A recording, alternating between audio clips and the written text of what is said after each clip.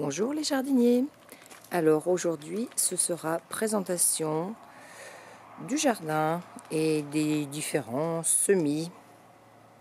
Donc cette fois-ci on a mis les 6 piquets de tomates pour pouvoir repiquer rapidement. Alors comme vous pouvez le voir, j'ai craqué et j'ai mis 3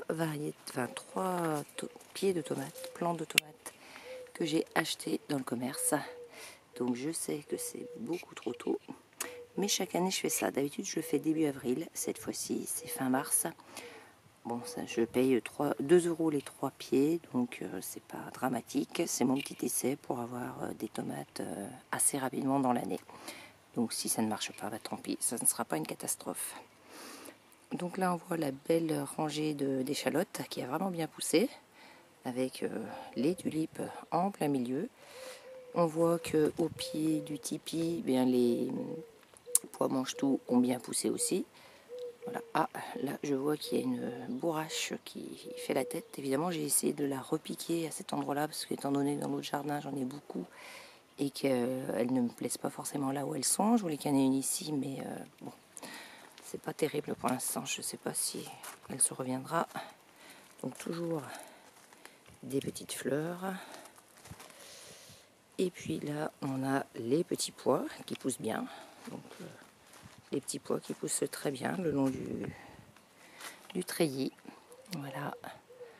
Qu'est-ce qu'on peut voir aussi? Donc là, j'ai un chou que j'ai enfin ça, c'est un chou que j'ai acheté, le chou kébu. Donc là, je l'ai juste repiqué. Bon, on voit les épinards qui démarrent bien. Voilà, ça c'était les épinards de l'automne. Et puis, si je reviens là, ça ce sont les épinards. Décidément, c'est pas facile avec l'ombre. Là, ce sont les épinards Matador que j'ai semés le 9 février. Donc on voit qu'ils sont déjà bien jolis. Voilà, un autre plan ici.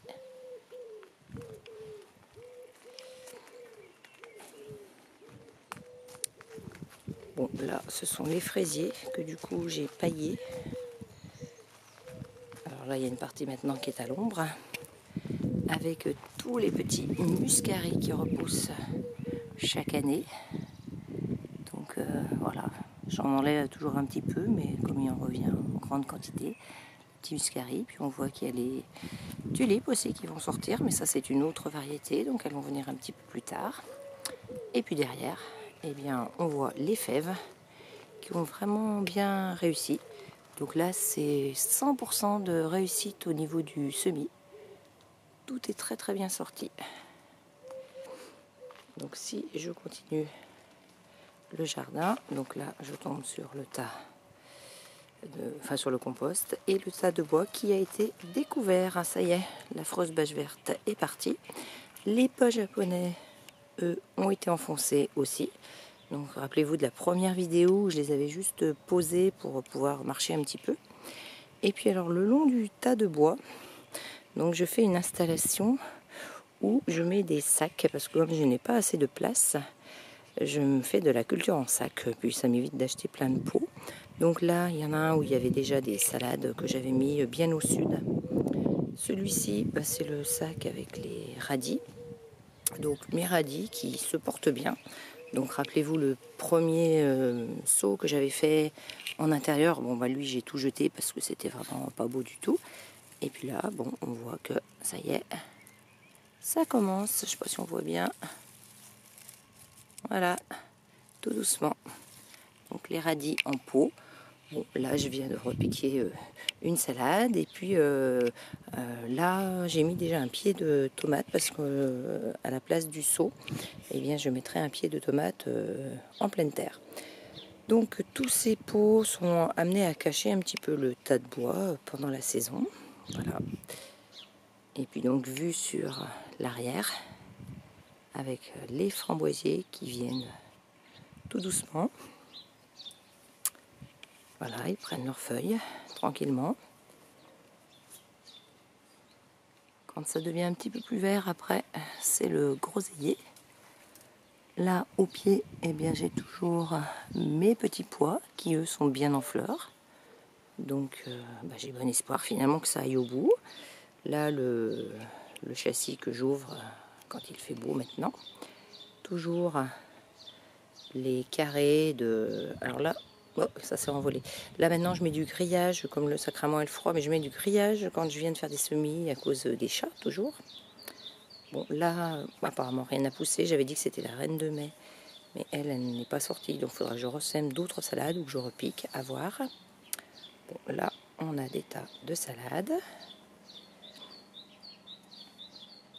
On a les côtes de bêtes ici, qui ont l'air de repartir. Donc c'est les côtes de bêtes de l'année dernière. Avec au pied une magnifique pomme de terre. Elle est déjà bien avancée. Alors ça, elle a dû rester là de l'année dernière parce que... Voilà, c'est pas moi qui l'ai plantée cette année en tout cas. Donc elle est bien ressortie.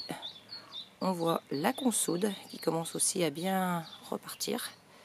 Là, j'avais fait aussi au pied une petite déco. Alors, pareil, j'avais voulu remettre un pied de bourrache, mais il n'est pas en très très bon état pour l'instant.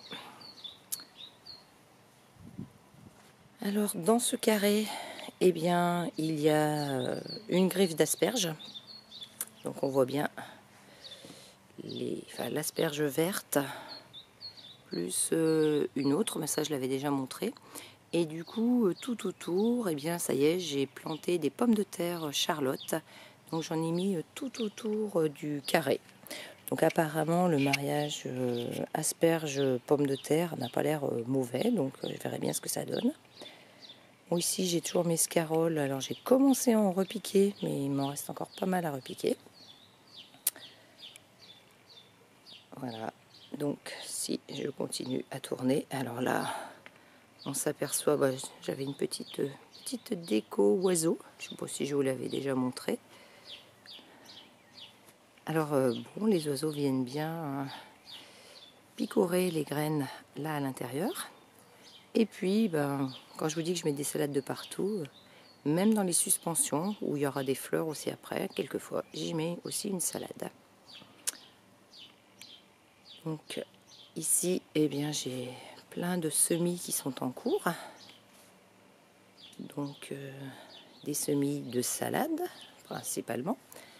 Donc là j'avais de la laitue dorée de printemps que j'avais semée dans cette barquette et que j'ai déjà commencé à repiquer ici, plus encore un petit peu plus loin. Alors là c'est une nouvelle variété de salade. Alors là, oh là là, c'est un nom compliqué. Non, j'arrive plus à le lire. Je sais plus. Foraine, j'arrive plus à lire ce que j'ai écrit. En tout cas, elle a été semée le 3 mars. Et là, nous sommes fin mars. Ici, j'ai des choux kale qui ont été semés le 10 mars. Bon, qui sortent bien. Et à côté, ce sont des choux âgés que j'ai repiqués aussi. Voilà. Dans la petite terrine, je crois que ce sont des œillets de poète, si je me souviens bien. Le nom est écrit sur le côté. Bon, toujours dans le coin, eh bien, on a encore aussi des salades. Voilà. Donc, on va passer de l'autre côté du jardin. Mais comme je suis à contre-jour, je vais changer de sens. Alors, avant de passer de l'autre côté, l'arche du kiwi. Donc, bon, je me fais pas trop d'illusions étant donné ce qu'on m'a dit. Je pense que je n'aurai jamais de kiwi puisque le pied femelle ne fait pas de fleurs. Donc, je lui ai mis de la potasse sur les conseils de la jardinerie, mais je n'y crois pas trop pour cette année. Donc, nous voici du deuxième côté. Alors ici, eh bien, j'avais semé, j'avais repiqué les poireaux perpétuels. Ensuite, j'avais semé le cresson à l'énois. Donc voilà, il est bien sorti. Là, sous les pots, ce sont deux choux âgés que je protège un petit peu. Alors ici, j'avais semé des petits pois Christelle. Alors, je crois que je vais arrêter cette variété parce qu'il me semble que c'est pas la première fois qu'ils sont très capricieux. Ils ne sortent pas trop. Alors du coup, je n'ai pas vérifié si ce sont des petits pois ridés ou des petits pois ronds, puisque je viens d'apprendre dans des vidéos que les petits pois ridés, je crois, se semaient plus tard que les autres. Et comme je ne le savais pas, c'est peut-être tout simplement à cause de ça qu'ils ne sortent pas. Donc il faudra que je fasse une vérification. Donc ici, eh bien, on a toujours le champ avec les deux choux âgés qui arrivent en fin de vie. On a nos fèves qui cette fois-ci sont bien en fleurs. Donc je laisse encore les arceaux pour pouvoir protéger rapidement en cas de gel annoncé. Donc voilà les belles fleurs. Cette fois-ci, on les voit bien, il y en a vraiment un petit peu plus. Là à côté, toujours sous mon anti-chat avec mes bambous, j'avais semé des pois normands le 17 mars et je vois qu'ils commencent à sortir. Voilà, commencent à pointer le bout de leur nez un petit peu plus loin, je ne sais pas si on les voit. Donc à côté, sous la bâche, c'est pareil, j'avais mis ça, c'est pour contre les chats plutôt. Donc j'avais mis des pommes de terre. Donc pour l'instant, elles ne sont pas encore sorties, mais je les ai mis le 20 mars. Donc c'est tout à fait normal. Ici, j'ai un chou kale. D'ailleurs, mon chou kale, je pense qu'il va falloir que je ramasse les feuilles parce qu'ils sont en train de monter en graines. Je vois que la fleur se forme. Et ce sont des graines F1, donc pas du tout récupérables, donc ça sert à rien que je le laisse.